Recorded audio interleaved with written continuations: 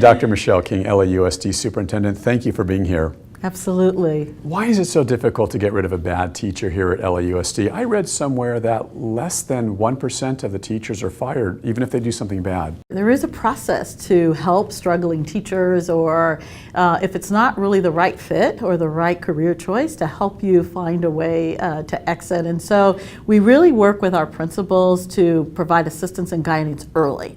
And I think that's the key. And when you see that things aren't going the way that they should, really try to get in there and help folks. But when it's not going the way it should, then we help folks transition to a different choice. And so in the recent years in LAUSD, actually we've had more dismissals of folks because it wasn't the right fit. Why are the test scores still lagging for our kids here at the district? We are improving for our kids in both ELA and math, and I'm pleased that the new state accountability really, it broadens. It's beyond just math and ELA scores, but it really looks at some of the other, I think, critical indicators like chronic absenteeism, college readiness, the graduation rate. And so it really takes all of those pieces into account to look at how are we doing with our kids and preparing them to be successful after they leave high school.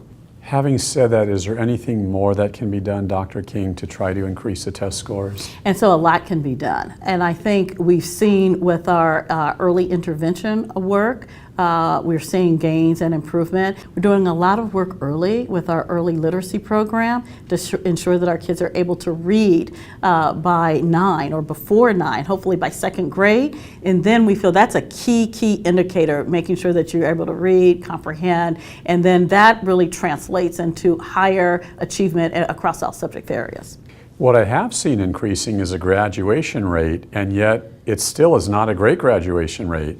But it's the highest graduation rate for LAUSD, and so I am extremely proud of that. We're at 77, up by 5 percentage points. And like you and the public, I'm not satisfied until I can see that go to 100%. We always talk a lot about, college and make sure kids go to college, but we also have some incredible career tech programs. So we just opened up, for example, 2 new firefighter academies. So students who are interested in being a firefighter, you can go to one of our programs and you can learn and have an internship and be trained to go into that field.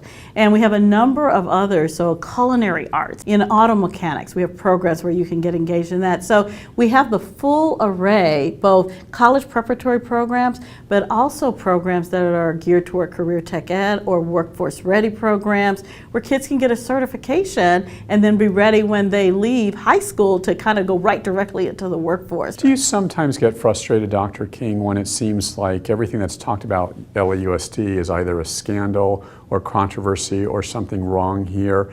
Does that hurt you, or do you feel that motivates you to try and improve things? It bothers me that the amazing things that happen sometimes go unnoticed, and we don't hear as much about that.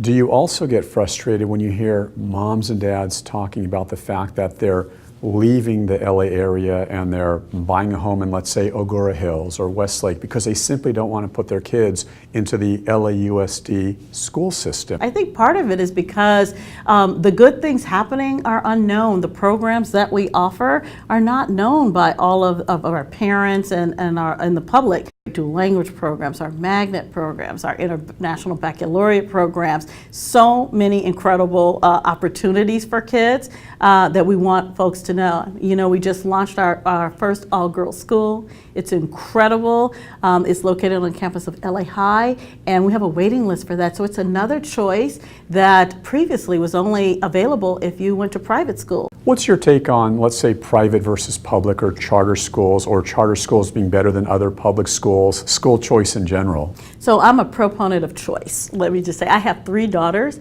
and all 3 of them went to different schools.